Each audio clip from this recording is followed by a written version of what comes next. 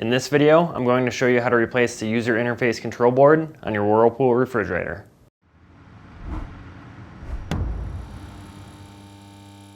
If any or all of the buttons on the display are unresponsive, the display doesn't read correctly, it flashes or randomly beeps, you may have a bad user interface control board.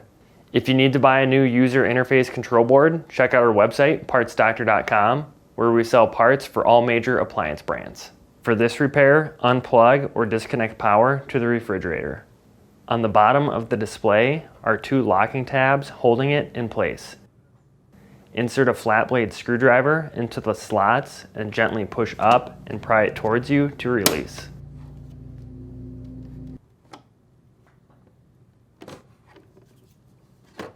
Now, slide the display down, being careful as it's still connected by wires.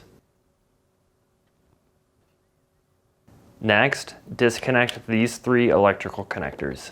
The larger two can be removed by depressing the locking tab, while the smaller connector needs to first have the locking key removed.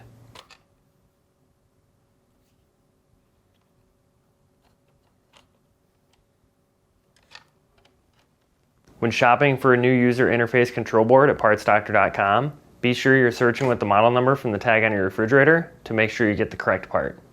If you need to replace just the light, you can check out our other video. To install the display, start by reconnecting the electrical connectors. Align and push until they snap back in place. Remember to reinstall the locking key on the small connector.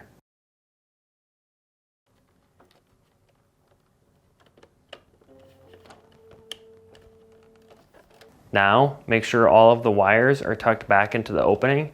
Insert the tabs on the display into the slots, rotate down, and snap back in place.